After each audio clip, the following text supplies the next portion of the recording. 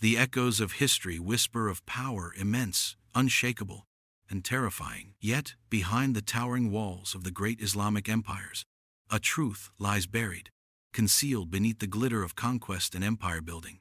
What if the true strength of these empires was not found in gold or scholars, but in the blood of men, men who were once slaves, brought to life only by the wills of their masters?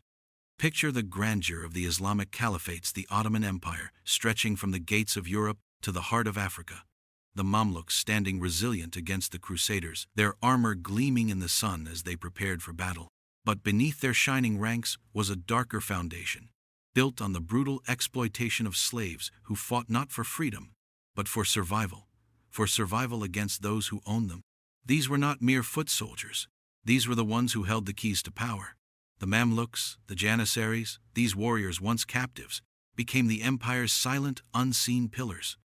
In a time when the idea of freedom was often distant, their loyalty was forged through fire and blood, not given, but demanded. When we look back at the rise of these mighty empires, we often celebrate their military genius, their monumental conquests, the grandeur of their culture and cities. Yet, what if it is the unspoken, the exploited, and the forgotten who built that power?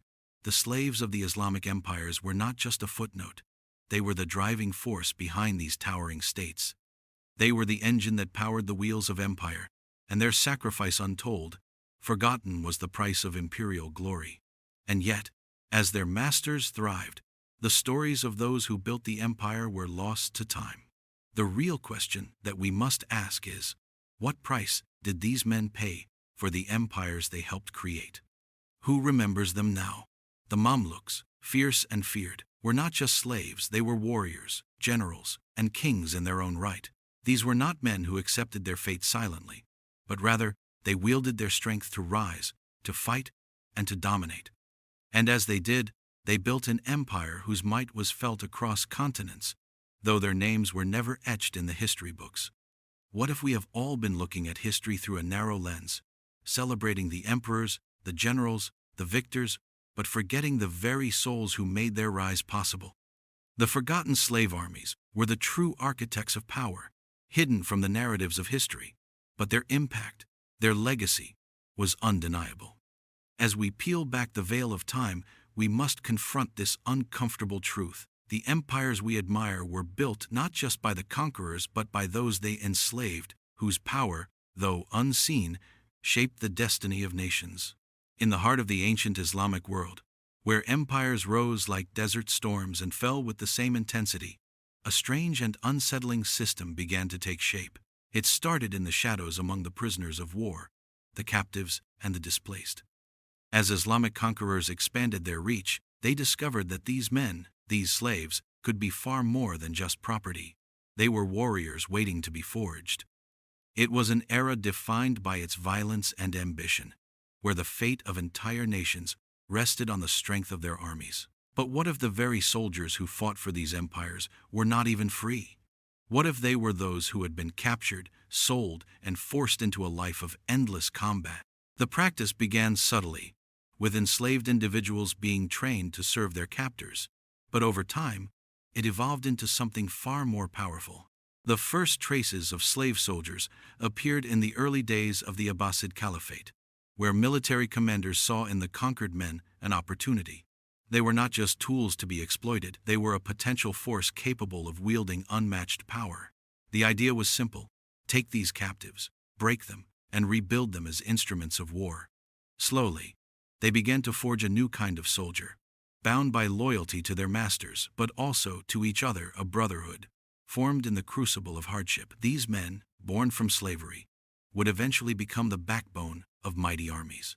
They were not just warriors, they were symbols of an empire's strength, loyal only to the rulers who had given them purpose.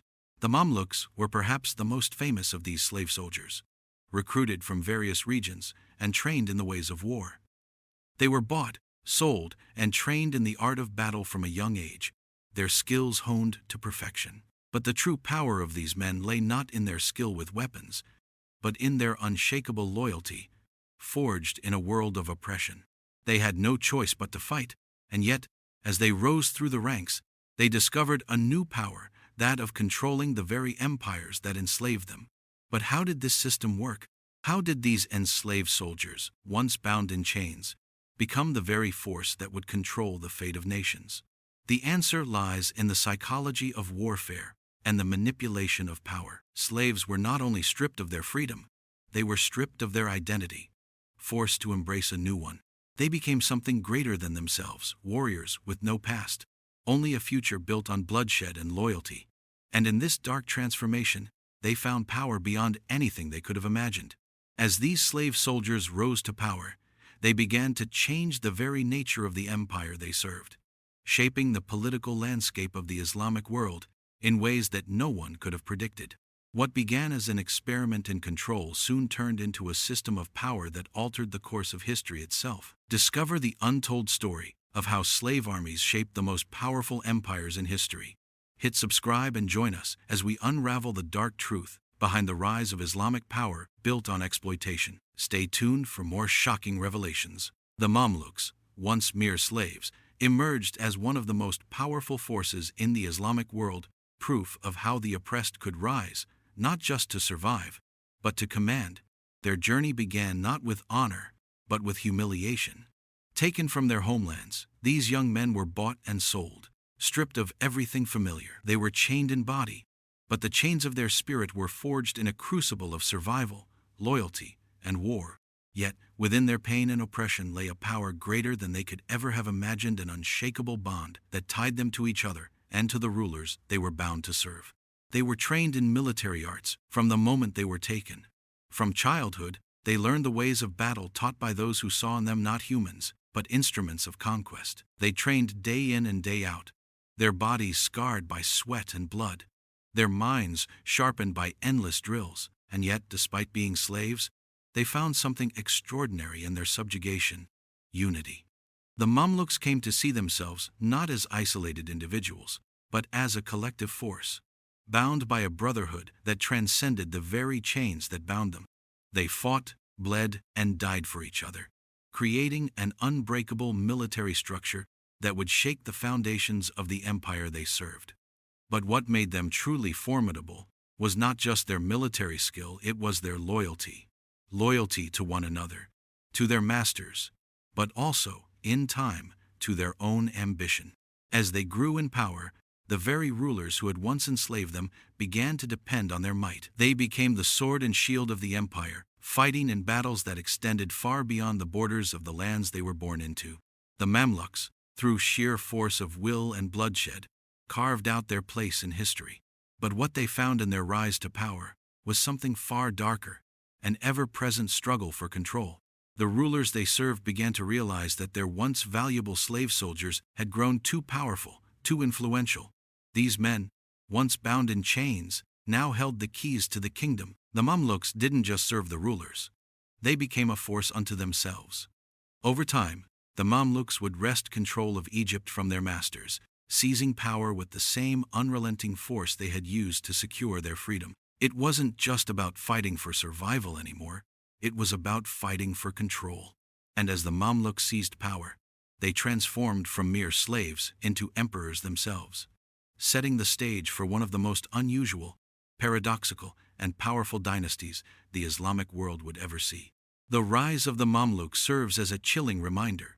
Even in the darkest corners of oppression, power can be born shaped not by mercy, but by blood and sacrifice. The training of a Mamluk soldier began long before he even understood the weight of the weapon in his hand. It started with the stripping away of his identity, the erasure of the boy he once was. In the training camps, these enslaved men were not given names, they were given numbers. Their childhoods were forgotten, replaced by an unrelenting regimen of discipline, pain, and obedience.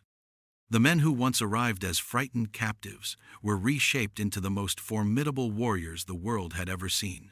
The heat of the sun beat down upon their bodies, their muscles burning as they performed endless drills, forging their bodies into weapons of war. Every day was a brutal test of endurance, of willpower, and of loyalty. The Mamluks were trained in the art of combat with a ferocity that knew no bounds. They learned to fight with a range of weapons, swords, spears, and eventually, the legendary scimitar. But the weapons were only one part of their training. They were taught to be quick, lethal, and above all, loyal to one another. The Mamluks fought in formations that made them nearly invincible, moving as one, a single entity in the chaos of battle. But it wasn't just their skill with weapons that made them deadly, it was the mental conditioning. These young men were stripped of every sense of individuality, replaced by a singular identity as part of the collective. Their minds were as sharp as their blades, their loyalty as unwavering as the empire they fought for. But the brutality of their training didn't stop with the physical. The emotional toll was immense. The fear of failure was constant, for failure meant punishment that could range from the whipping of their backs to even harsher retributions. These men were pushed to the brink of their endurance, broken only to be rebuilt stronger, fiercer, and more devoted. The Mamluks became a brotherhood, bound not just by the chains of their past, but by the blood and sweat they poured into their training. As each day passed, their bond grew stronger, their loyalty to each other unshakable. But what did it cost them? Their humanity, their sense of self. These things were stripped away, piece by piece. They were made into soldiers, nothing more, nothing less. And yet, as they were forged in the fires of their grueling training, something remarkable happened. The men who had once been slaves began to see themselves as more than just instruments of war. They became a force to be reckoned with. They saw their strength not only in their mastery of weapons but in their ability to survive, to rise above the life that had been thrust upon them. In the process, the Mamluks were transformed from slaves into warriors whose power lay not just in their physical might, but in their unyielding will to survive. They were no longer men enslaved to a master, they were soldiers who would one day shape the fate of empires. The rise of the Mamluk Sultanate is a tale of power forged in the shadows, where the oppressed, once stripped of their names, rose to seize the highest throne in the land. The Mamluks, having endured endless pain and discipline, began to turn the very system that had enslaved them into their advantage. It began quietly, with whispers of rebellion in the barracks. But soon enough, these whispers became a roar that would shake the foundations of the empire. The Mamluks, whose loyalty was once reserved for their masters, began to realize their own worth. They were no longer just tools of war, they were the architects of an empire, the hidden hand that held the scepter of power. At first, they fought for their rulers, dutifully protecting the throne. But with each passing battle, they grew stronger, more unified, and more capable of orchestrating their own fate. The turning point came when the Abbasid Caliphate, weakened by internal strife and external threats, faltered. The Mamluks, under the command of their generals, saw an opportunity. Their training, their discipline, and their sheer will to survive had molded them into the perfect instruments of political change. They staged a coup that would be felt across the Islamic world, overthrowing their masters and taking control of Egypt, one of the most powerful regions of the empire. This was no longer a revolt by mere slaves, it was a revolution by men who had fought for their lives and were now ready to govern. What followed was the establishment of the Mamluk Sultanate, a dynasty led by the very men who had once been bought and sold as property. Their rise to power was not just a political victory, it was a statement that even in the most oppressive systems, the oppressed could become the rulers. The Mamluk Sultanate was built on the blood of those who had been enslaved. Yet its rulers were not content to merely survive. They thrived. They reformed the military, expanded their territory, and strengthened the economy, all while maintaining an iron grip on power. They built a legacy that would last for centuries, shaping the political landscape of the Islamic world. And as the Sultanate grew, so too did the power of the Mamluks. They governed not as former slaves, but as kings fierce, proud, and unyielding. Their rise was the result of a brutal transformation, from captives to conquerors, from soldiers to sovereigns. The Mamluk Sultanate was the embodiment of what happens when those at the bottom of society rise to the top, not through mercy or fortune, but through sheer force of will. It was a brutal, unrelenting struggle for power, and one that would forever change the face of Islamic history. When the Crusaders descended upon the lands of the Islamic world, they met an unexpected and formidable enemy, an army born not of noble knights or trained warriors, but of enslaved men, bound by chains and blood, yet fighting with a ferocity that even the Crusaders could not ignore. The Mamluks, those slave soldiers who had risen from the ashes of their past, were now a pivotal force in the defense of the Islamic heartlands. They were no longer mere foot soldiers. They had become the sword and shield of the Islamic empires, fiercely protecting the lands they had come to call home. The Crusaders, driven by a religious fervor to reclaim the Holy Land, had underestimated the power of these enslaved warriors. But in the heat of battle, as the Mamluks locked swords with the Crusader forces, it became evident that their loyalty was their greatest strength. These men fought not for the glory of kings or for the riches of conquest, but for survival, for a life they had already lost once and would never again allow to be stolen. The Mamluks, hardened by their brutal training, proved to be more than a match for the Crusaders. In the Siege of Acre, for instance, the Mamluks were instrumental in the defense of the city, turning the tide in favor of the Islamic forces. Their tactics were ruthless, their discipline unwavering. It wasn't just their skill with weapons that made them formidable, it was the collective bond they shared, the brotherhood forged in the fires of slavery. They had nothing to lose but everything to protect. The Crusaders, used to fighting against untrained peasant armies, were stunned by the level of coordination and efficiency that the Mamluks displayed. These men, once captives in a foreign land, had become the heart of the Islamic military machine, fighting not just for their masters but for a world that had once tried to crush them. The battles they fought were not simply about land or power, they were about identity, about reclaiming a dignity that had been stripped away. And in this battle for survival, the Mamluks showed that the power of a man's will, forged in oppression and tempered in blood, could not be easily broken. The role of the Mamluks in the Crusades was not merely as soldiers in the service of an empire. They were the last line of defense, standing between the world they knew and the forces that sought to erase them. Their victories were not just military, they were a testament to the power of the oppressed to rise, to fight back, and to shape the course of history. As the Crusaders were pushed back, the Mamluks solidified their place as the true defenders of the Islamic world, and their story would echo through the annals of history as one of defiance, strength, and the unbreakable spirit of those who had been enslaved. In the halls of power, where sultans and caliphs sat upon their thrones, there was always a shadow lurking in the corners, a presence felt but not seen. The Mamluks, these once enslaved soldiers, now an elite military force, had transformed into the true power behind the throne. The rulers, who sat in their palatial grandeur, relied on the strength and loyalty of these men to keep their crowns firmly in place. But what if these rulers were not the ones truly in control? What if, behind the veils of silk and gold, it was the Mamluks who pulled the strings, deciding the fate of entire empires? The power of the Mamluks wasn't just military might, it was psychological. The sultans and caliphs knew that without the Mamluks, their reigns would be frail, their armies mere shadows. They were the puppet masters, but the true power lay with the Mamluks. The rulers, though adorned in riches and surrounded by counselors, often found themselves walking a tightrope of dependence, caught between their desire for control and the reality that the Mamluks could topple them at any moment. The Mamluks, having risen from nothing, knew exactly how to manipulate the strings of power. They were not just soldiers. They were advisors, generals, and enforcers.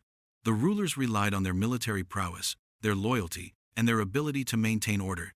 But the Mamluks understood that true power lay in holding the reins of influence. The sultans may have sat in opulence, but the Mamluks were the ones who kept the empire running, protecting it from external threats, while ensuring that internal power struggles didn't tear it apart.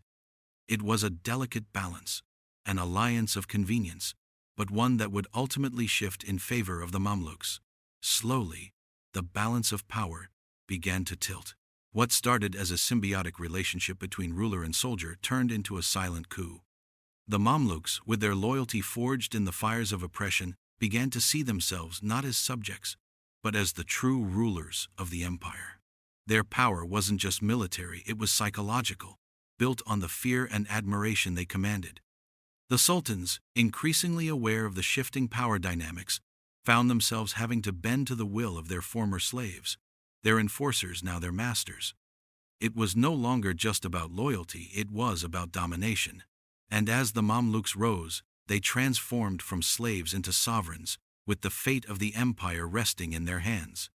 The rulers, once at the top, found themselves ensnared by their own creation, unable to break free of the puppet strings that the Mamluks held so tightly. The Mamluks' military prowess was not merely the product of weapons or strategy, but of a profound and unbreakable bond that bound them to one another, a loyalty forged in the fires of suffering and survival. When these once enslaved soldiers fought, they fought not just for their masters, not just for their empire, but for each other. Their bond, cultivated through years of shared struggle and discipline, was the foundation of their strength, and it shaped every tactic, every move they made on the battlefield. The loyalty of the Mamluks was unlike anything seen before. It was not loyalty to a leader who could be replaced, nor was it loyalty to an abstract empire that had no face. It was loyalty to the brotherhood, to the men who stood beside them, to the struggle that had made them who they were. Their training had taught them that the collective was everything, that in battle, the survival of the group was paramount. The Mamluks fought in highly coordinated formations, their movements precise and synchronized. They wielded their weapons with a skill and discipline honed over years of training, each soldier knowing his role, knowing the exact moment to strike, to retreat, to advance. The Mamluks were not just soldiers, they were an embodiment of unity, each one a cog in a well-oiled machine, working toward a singular goal. But their loyalty was not only to their comrades, it was to the very idea of survival, to the understanding that without unity, they would fall back into the chains of oppression. This deep-rooted loyalty was the key to their success. It allowed them to perform feats of military genius, executing maneuvers that would seem impossible to others. They would use their agility and speed, overwhelming their enemies with coordinated attacks that left little room for the opposition to breathe. Their understanding of battlefield psychology was extraordinary. They knew how to break an enemy's spirit before they ever touched their swords. They understood the power of intimidation and how to use it to their advantage. They were relentless, tireless, because they fought with the knowledge that their lives, their freedom, and their very existence depended on the outcome of each battle. It wasn't just about the empire they served, or the wealth they helped to build. It was about their identity, their autonomy. The battlefield became a place where they could reclaim their power, where they could show the world that even in chains, even in slavery, they could bend fate to their will. But what made the Mamluks truly unique was their ability to maintain this fierce loyalty even in the face of betrayal and shifting allegiances. Though they were enslaved, their loyalty to each other transcended the very system that had oppressed them. And when they fought, it was clear, they fought not just as soldiers, but as men who had reclaimed their power. In their loyalty, they found strength. In their strength, they found a freedom that no empire could ever fully understand. The Ottoman Janissaries, one of the most formidable military forces in history, were not born from noble bloodlines or elite training. They were born from slavery, from the forced recruitment of young Christian boys who would become the fiercest warriors in the empire. Their journey began in a practice known as the Devshirme system, where the Ottoman rulers selected Christian boys from the lands they conquered, often with no say in their own fate. These boys, taken from their families at a young age, were brought to the empire and transformed into the most loyal, disciplined, and deadly soldiers the world had ever known. But what made the Janissaries so powerful was not just their training, nor their military skills. It was their utter devotion to the empire, a devotion shaped by their very beginnings. The Janissaries were not merely soldiers. They were a brotherhood bound by an unshakable loyalty to their masters. From the moment they entered the Janissary Corps, these young boys were stripped of their past, their identities erased, and replaced by the singular purpose of serving the Sultan. Their lives were marked by strict discipline, brutal training, and an unyielding expectation of loyalty, but in return, they were elevated to positions of great power and influence. The Janissaries were not just soldiers on the front lines, they were the empire's backbone, often holding political sway that extended far beyond the battlefield. They were integral in securing the Sultan's rule, yet they were also the very force that could bring him down. The paradox of the Janissaries lies in their power, created by force, yet fiercely loyal, bound not by blood, but by shared suffering, training, and discipline. Their ability to exert such control over the empire despite being former slaves, speaks to the extraordinary strength of the system that created them. The Janissaries' influence spread far beyond military conquest. They became advisors, governors, and political players, leveraging their position for their own gain, and occasionally challenging the Sultan himself. They were, at once, the sword and the voice of the empire, a force so powerful that even the Sultan could not always command their loyalty. Their military tactics were revolutionary, their cohesion unrivaled. They fought with a brutal efficiency, often using superior strategy to overwhelm their enemies. But it wasn't just their skill in battle that made them formidable, it was the psychological edge they carried, knowing that their very existence was tied to the empire they helped create. They understood the empire's secrets and weaknesses, and they could bend those to their advantage. As the Janissaries gained more power, they became both the defenders and the destroyers of the empire, a force of creation and destruction intertwined. The Sultan relied on them to maintain order, yet the very strength of their loyalty could easily turn against him if they saw fit. The Janissaries were not just soldiers, they were the embodiment of the empire's contradictions, created through a system of exploitation, yet wielding power that few could rival. They were the hidden rulers, masters of both war and politics, whose very existence revealed the dark truth of an empire built on the loyalty of men who once had nothing. The rise of slave armies like the Mamluks and the Janissaries did not just occur by chance, it was the result of a dark, often hidden economic system that fueled their existence. Behind the grand conquests and the glittering palaces, there was a shadow economy, a vast and complex network of trade, taxes, and human exploitation that kept the wheels of empire turning. The empire's wealth was built on a foundation of human labor slaves who fought, bled, and died for their rulers, often without ever being acknowledged. But in this dark system, slaves were more than just tools of war. They were a commodity, bought, sold, and traded like any other asset. The Mamluks were not just soldiers, they were part of an intricate economic system, their training and upkeep financed by the wealth extracted from the lands they protected. They were carefully bred, selected, and trained, and their value as soldiers was calculated not only in the loyalty and discipline they exhibited, but in the power they brought to the empire. Every battle they fought, every victory they claimed, contributed to the economic prosperity of the Islamic world, feeding the cycle of wealth and power that defined the empire. But the costs of maintaining these armies were staggering. The sultans and caliphs had to constantly finance their slave armies, paying for their upkeep, their training, and their weapons. The men who fought in these armies were not just human beings, they were part of an economic transaction, their very existence tethered to the power structures that used them for conquest and control.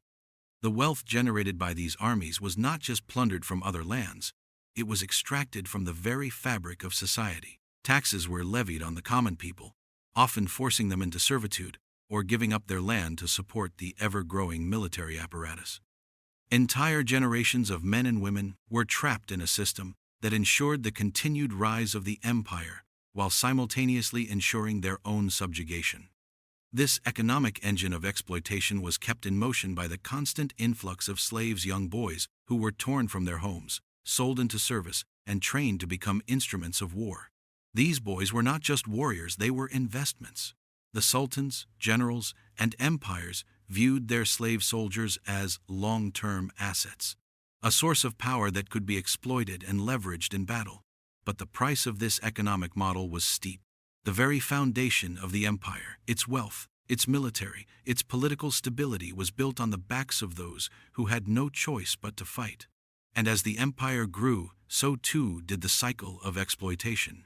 The rulers depended on their slave armies to maintain their dominance, while the slaves themselves depended on their loyalty to survive in a world that offered them nothing but endless struggle. The slave armies were both the backbone of the empire and the product of its darkest economic systems, a reminder that the might of these empires was not only measured by the wealth they accumulated, but by the human cost of maintaining their power. The paradox of the slave armies, those Mamluks, those Janissaries, was not just that they were brutal military forces, but that they also became symbols of the empires they served. They were not only instruments of war but also embodied the very power structures that held these empires together. These enslaved men, forged in the crucible of oppression, were paradoxically elevated to a position of great prestige and importance, often seen as the ultimate symbol of military might and control. The sultans and caliphs used them as symbols of their own strength, as living proof of the empire's dominance over life and death. The presence of the Mamluks or Janissaries in a procession, on a battlefield, or in a royal court was a living display of the empire's ability to not only command armies, but to mold and control men from all corners of the earth. To be a Mamluk, to be a Janissary, was to be part of something much greater than yourself, an empire built on discipline, strength, and absolute loyalty. And yet, within this seemingly prestigious position, they were still slaves, their lives owned by their masters. Their service and loyalty were symbolic of the very power that had enslaved them.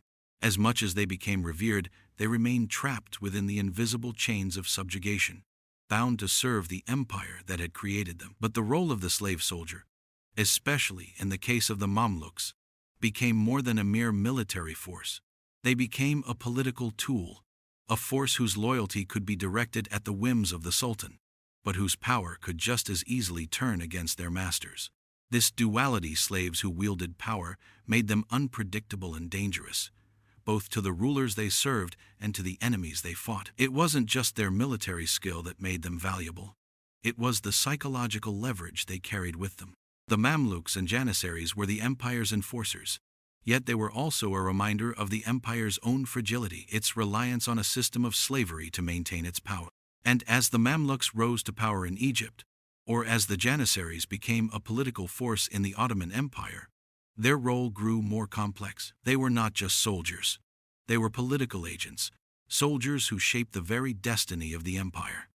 These men, once captives, were now in a position to dictate the fate of kings, and in doing so, they became both the protectors and the destroyers of the empire. In the end, the Mamluks and Janissaries were the embodiment of the empire's greatest strength and its deepest vulnerability, symbols of power. Yes, but also of the cost of that power. The paradox of the slave soldiers was that, despite their origins in slavery, they became the very backbone of the empire, using their military might to maintain the system that had created them. The loyalty of slave soldiers, so legendary in stories of Mamluks and Janissaries, was a fragile thing, built on a precarious balance of fear, respect, and necessity, always hovering between unwavering devotion and sudden betrayal. These men, once captives, were trained to obey, to fight, and to protect the very rulers who had once enslaved them, yet their loyalty was never absolute. It was earned, enforced, and tested constantly.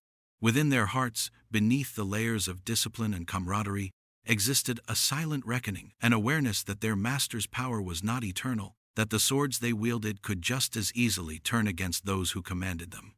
Every command executed on the battlefield, every march across desert sands or city streets, carried an unspoken tension. Obedience born of survival, yes, but also the potential for revolt simmering just beneath the surface. In the Ottoman Empire, the Janissaries' power became a double-edged sword. Their loyalty was enforced through strict discipline and rewards, yet the same power allowed them to act as kingmakers, threatening the throne itself. The Mamluks of Egypt, forged from the crucible of slavery, exhibited similar patterns. Trained from boyhood to fight with unmatched skill, their allegiance was initially unbreakable, cemented by the bonds formed in training camps and barracks, by shared struggle and sacrifice. But over time, as these men gained influence and respect, the very system that depended on their obedience created a paradox. The more essential they became, the less controllable. A Mamluk or Janissary could be relied upon to execute a ruler's orders with precision, but their loyalty was contingent upon trust, fairness, and their own self-interest. Any sign of weakness, corruption, or neglect by the masters could unravel the delicate web holding the soldiers in place. History is rife with examples of this tension, erupting into open conflict: Janissary revolts that reshaped sultans' policies, Mamluk uprisings that toppled dynasties. The fragility of loyalty was inherent in the very nature of slavery. These men, powerful yet constrained, disciplined yet human, held the potential for both fidelity and mutiny, often dictated by circumstance rather than principle. Psychological conditioning, rewards, and fear created a semblance of stability. Yet, beneath the surface, loyalty remained a negotiable commodity, fragile and unpredictable.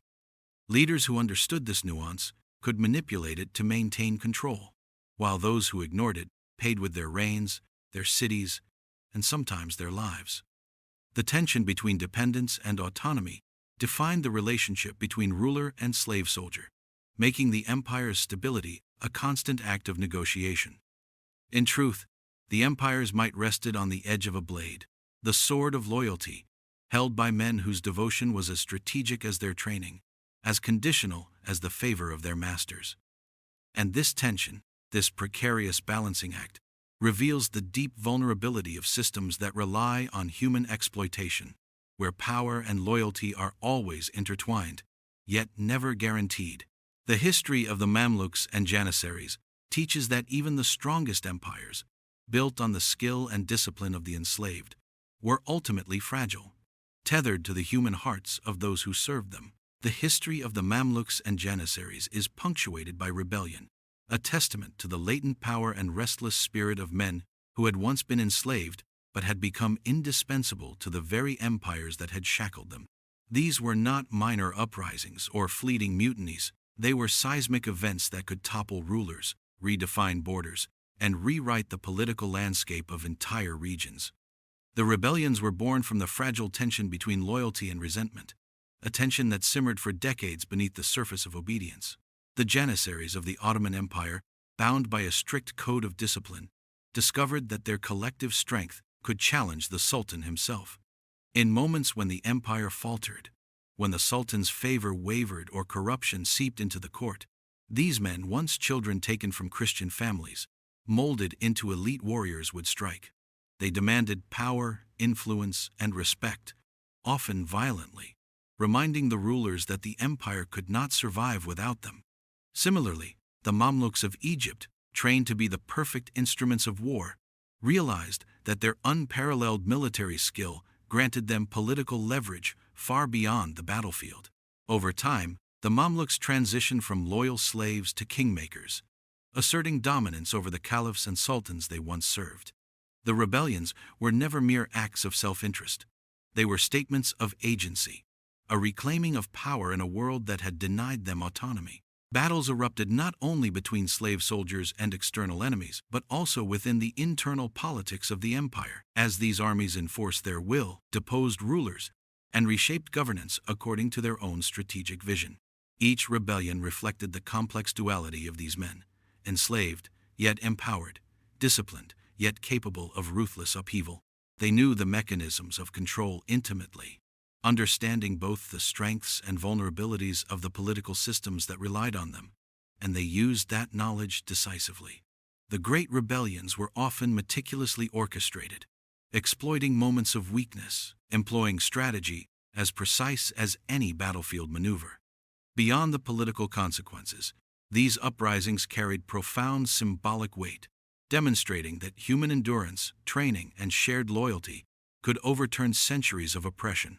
The empire's reliance on the very men it sought to control became a paradox, as the once subjugated forces became the arbiters of imperial fate. Yet, rebellion was a dangerous game. The cost of failure could be death, exile, or enslavement for life.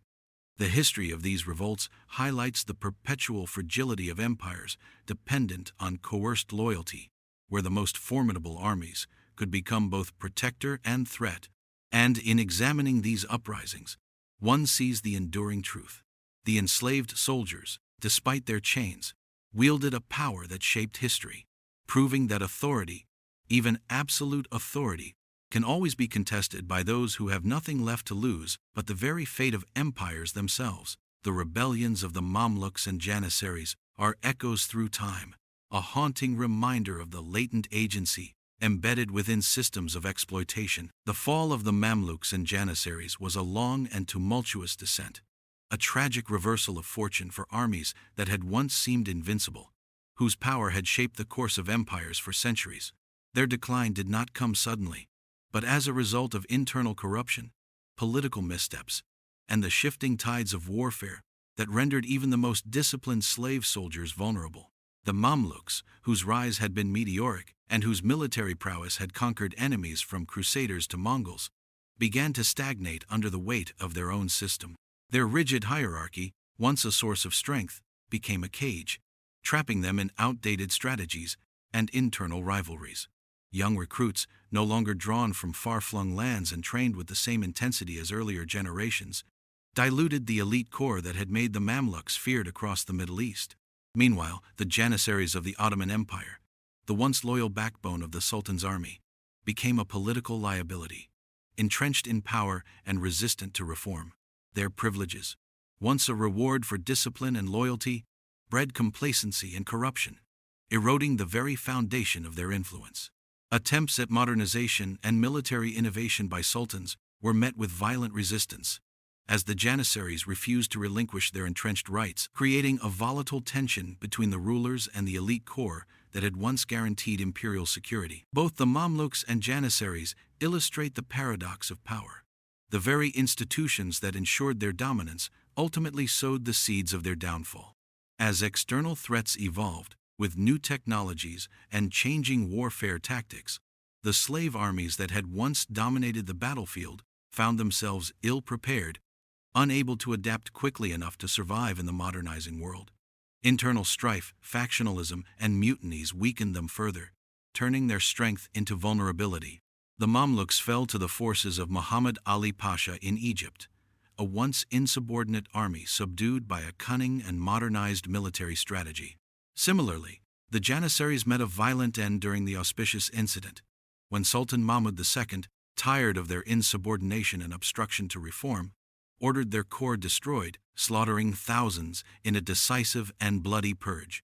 What had once been the source of empire-building power became a symbol of decay, their loyalty fractured, their discipline eroded, and their glory consigned to history. Yet, even in their fall, the echoes of the Mamluks and Janissaries lingered, reminding the world that the might of an empire is always intertwined with the human forces that sustain it. Their legacy is a cautionary tale. Absolute power, even wielded by the once enslaved, is vulnerable to corruption, rigidity, and the inexorable march of time, showing that the structures built on human exploitation can both elevate and destroy those who depend upon them. The fall of these armies demonstrates the impermanence of even the most formidable human institutions, leaving a haunting memory of soldiers who once shaped history but could not escape the cycles of power and decline. The legacy of the Mamluks and Janissaries reverberates through history, a testament to the extraordinary power of enslaved men who, through discipline, loyalty, and sheer force of will, shaped the destiny of empires while remaining largely invisible to the historical narrative. Though their political dominance eventually crumbled and their core were dismantled, the imprint they left on the Islamic world is indelible, echoing in military innovations, governance structures, and cultural memory. The Mamluks, once slaves brought to Egypt, created a dynasty that lasted centuries, resisting external threats like the Mongols and Crusaders, defending the holy cities, and leaving a mark on the architecture, administration, and social fabric of the region. Even after their defeat by Muhammad Ali Pasha, the systems they had built, the elite military training, hierarchical structures, and strategic governance remained influential, shaping the armies and bureaucracies that followed. Similarly, the Janissaries left an enduring imprint on the Ottoman Empire. Their unique blend of military professionalism and political power, demonstrating how enslaved soldiers could transition into kingmakers and influencers within imperial politics. Their revolts, their privileges, and their integration into the Ottoman political system show the duality of slavery and power. Men forced into service could simultaneously stabilize and destabilize empires, their actions rippling through decades of governance. Beyond institutional influence, the legacy of these slave armies lies in the cultural imagination of the regions they once dominated. They are remembered in chronicles, art, and folklore as warriors of unparalleled skill, fierce loyalty, and sometimes terrifying authority, embodying the paradox of men who were both oppressed and empowered.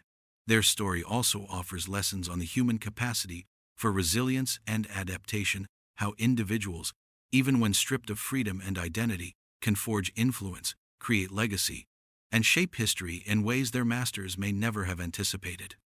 The Mamluks and Janissaries challenge our understanding of slavery, showing that human potential can persist and even flourish under extreme conditions, though always constrained by systemic exploitation. Their descendants and the institutions they influenced continue to reflect aspects of their training, discipline, and military doctrine, illustrating that the impact of such forces extends far beyond the battlefield. Furthermore, their legacy serves as a stark reminder of the moral cost of empire, the human suffering underlying political and military achievements, and the complex interplay of coercion, loyalty, and power.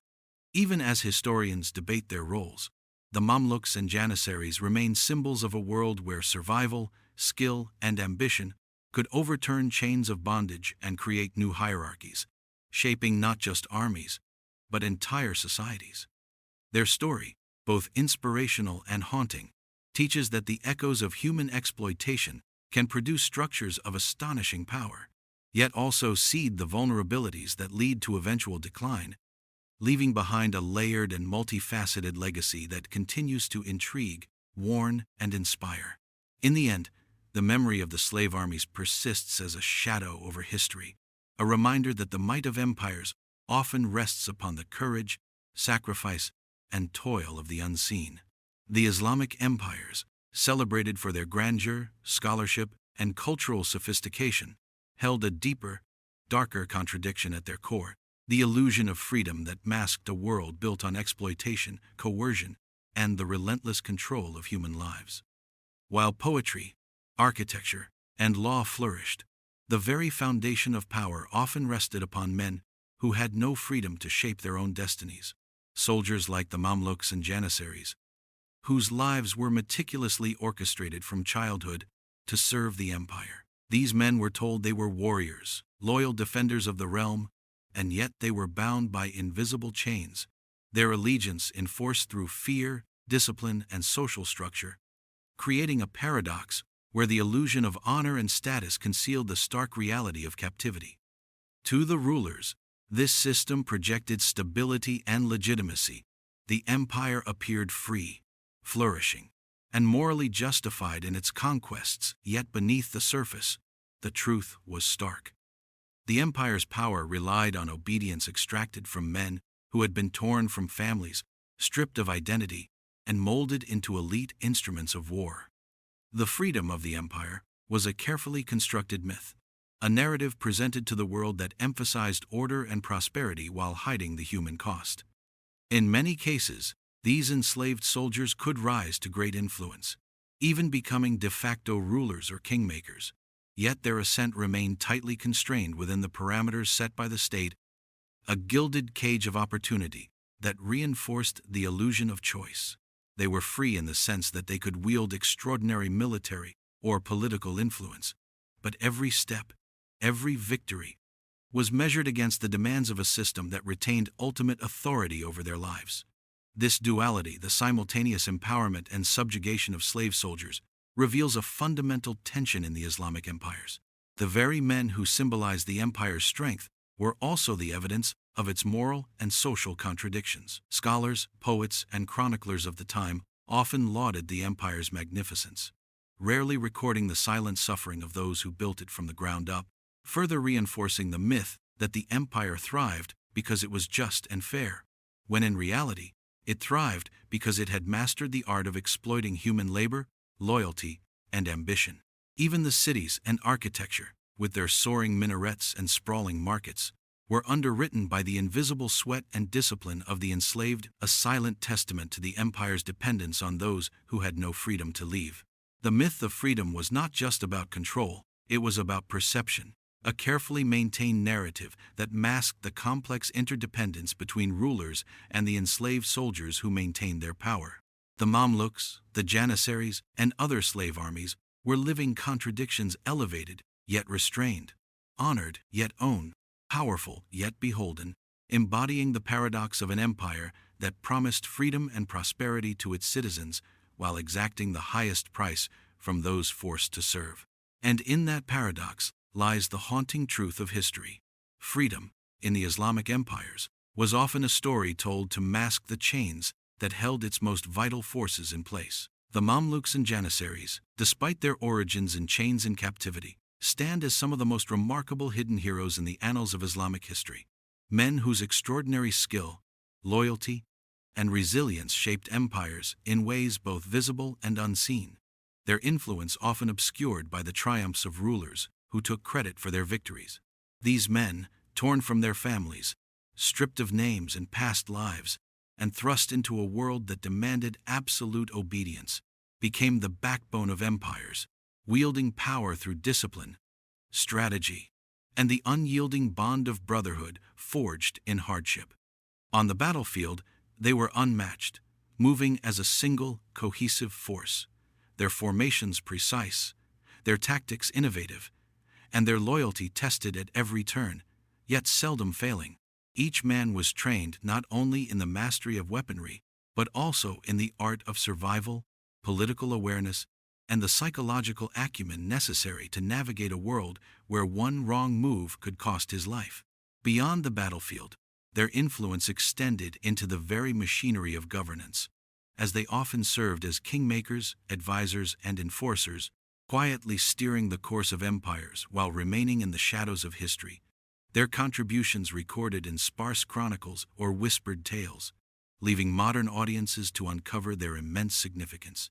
The Janissaries of the Ottoman Empire, for example, were instrumental not just in conquering lands but in maintaining internal order, enforcing the Sultan's will, and sometimes challenging corruption or inefficiency when it threatened the stability they had sworn to uphold, illustrating a complex interplay between duty and influence that allowed them to operate as both protectors and political arbiters. Similarly, the Mamluks in Egypt defended the region against Mongol invasions, crusader campaigns, and internal power struggles, their disciplined formations and mastery of cavalry tactics becoming legendary. They were often the deciding factor in battles that shaped the political map of the Middle East. Yet, despite their heroism and crucial role in the survival and expansion of empires, they were not celebrated as kings or sultans. Their heroism hidden behind the emblems of the rulers they served, their names absent from grand monuments, their stories woven into the very fabric of empire without recognition. These hidden heroes embodied a paradox: enslaved yet empowered, oppressed yet instrumental, subjugated yet indispensable, demonstrating the extraordinary capacity of human resilience and strategic intellect. Their lives illustrate that heroism can thrive even under the most constrained circumstances, that greatness does not always wear a crown, and that the silent efforts of the many often uphold the grandeur of the few.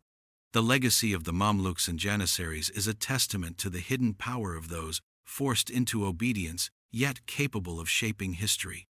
Their courage, skill, and loyalty ensured the survival and prosperity of empires, proving that heroes often exist where history least acknowledges them, hidden in the shadows of their own extraordinary achievements. The Mamluks and Janissaries, celebrated for their unmatched discipline and military prowess, bore a hidden burden that few chroniclers dared to record: the immense psychological cost of a life forged in chains and sustained through relentless warfare, a cost measured not in victories or conquests, but in the silent erosion of identity, memory, and inner peace. From the moment these men were taken from their homes, often as young boys, they were subjected to a systematic erasure of self, stripped of family, language, and culture, and molded into instruments of obedience whose thoughts, desires, and fears were subordinated to the will of masters and the demands of the battlefield.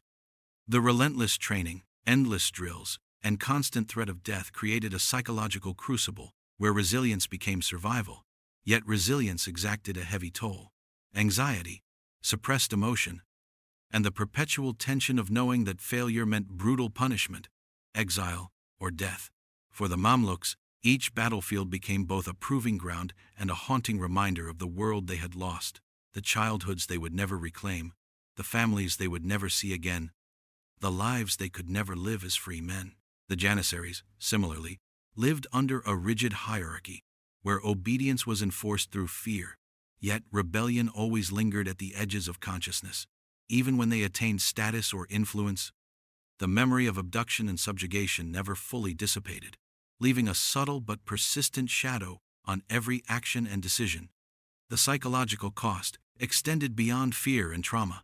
It shaped their worldview, their sense of loyalty, and even their moral compass, as men trained to kill, to dominate, and to wield power within strict boundaries, had to reconcile acts of violence with their human consciousness. The cognitive dissonance was immense. Loyalty to masters who had enslaved them, pride in martial accomplishments, and yet the private knowledge that their lives had been stolen.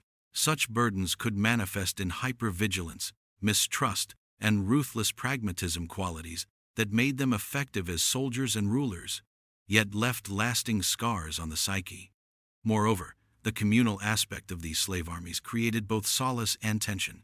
While brotherhood offered support, it also intensified pressure, as failure could harm not only oneself but the entire unit. Psychological resilience became both a weapon and a shield, honed through years of extreme conditioning, yet it came at the expense of emotional and spiritual freedom. These men, heroes of empires, carried an invisible weight, the knowledge that their bodies had served the empire faithfully, but their minds bore the cost of a lifetime in chains, of decisions imposed upon them, of battles fought for causes that were never truly theirs. The legacy of this burden is as profound as any military victory. The Mamluks and Janissaries remind us that human endurance, while astonishing, exacts hidden debts, and that the psychological cost of war and enslavement echoes long after the trumpets fall silent, shaping both history and memory in ways that wealth, power, and glory can never erase. Throughout the grand narratives of Islamic empires, the names of sultans, caliphs, and generals echo across history. Yet the men who fought, bled, and even shaped these empires remain largely invisible. The Mamluks and Janissaries, the forgotten soldiers whose contributions were pivotal yet seldom recorded. These men, once enslaved, were the engines of conquest, the architects of military dominance, and the stabilizers of fragile thrones. Yet their stories are often absent from chronicles, overshadowed by the rulers they served. Every battlefield they traversed, every siege they endured, and every empire they defended was built on their disciplined core, their relentless loyalty, and their extraordinary skill. But the official histories celebrated victories while neglecting to recognize the human cost or the personal agency of these enslaved warriors. The Mamluks, for instance, transformed from captives into a ruling military elite in Egypt, establishing dynasties, defending against Crusaders and Mongols alike, and shaping the political and cultural landscape, yet their individual names are largely lost to the archives of time, preserved only in fragmentary records or oral histories. Similarly, the Janissaries of the Ottoman Empire, whose discipline, organization, and political influence secured the empire's survival for centuries, have largely been reduced in memory to their institutional title, their personal narratives submerged beneath the grandeur of the sultanate they protected and sometimes challenged. Their labor was both literal and symbolic. Their bodies on the battlefield and their presence in political arenas were instruments through which the empire projected power, enforced loyalty, and maintained order.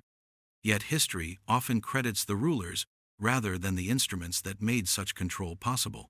Beyond military campaigns, these soldiers contributed to administration, governance, and even social structures, mentoring new generations of troops, advising leaders, and shaping policies that influenced millions of lives. Yet they remained unacknowledged architects of empire, ghosts behind the throne whose sacrifices and innovations were woven invisibly into the fabric of the state. Their invisibility underscores a cruel irony. The men who were indispensable to the rise, stability, and expansion of empires were simultaneously erased from public memory, their human agency eclipsed by the power structures they enabled. Modern historians, piecing together the fragments of their lives, recognize that the strength of these empires cannot be understood without acknowledging the human cost and labor of those enslaved to defend them. In examining the Mamluks and Janissaries, one uncovers a dual legacy: the tangible achievements of empire and the intangible, unseen contributions of men whose lives were defined by struggle, skill, and the exercise of power that the world rarely credits. Their stories remind us that history is often written by those who hold power, leaving the invisible yet critical contributors forgotten.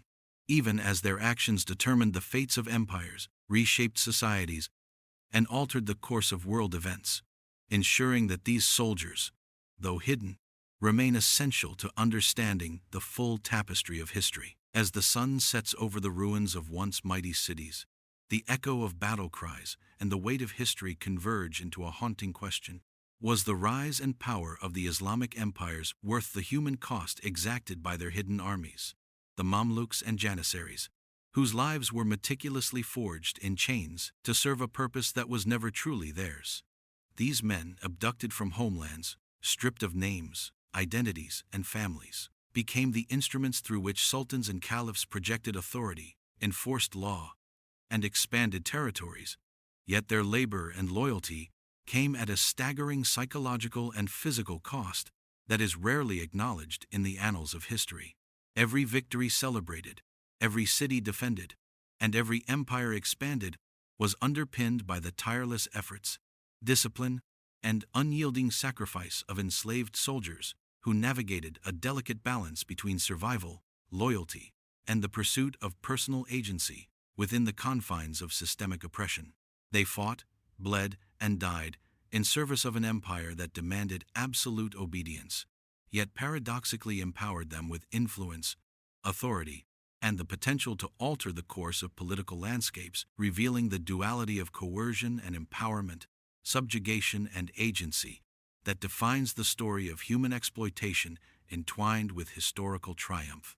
The question lingers: could such grandeur have been achieved without such extreme subjugation? Or was the empire's survival and expansion inherently dependent on the invisible labor of men whose freedom was surrendered, stolen, or obliterated entirely? In considering the Mamluks, who transitioned from enslaved youths to rulers in their own right, and the Janissaries, whose disciplined loyalty secured sultans' reigns while simultaneously enabling political revolts, it becomes clear that the very mechanisms that created empire also contain seeds of instability, ethical compromise, and moral contradiction. Their legacy forces us to confront uncomfortable truths.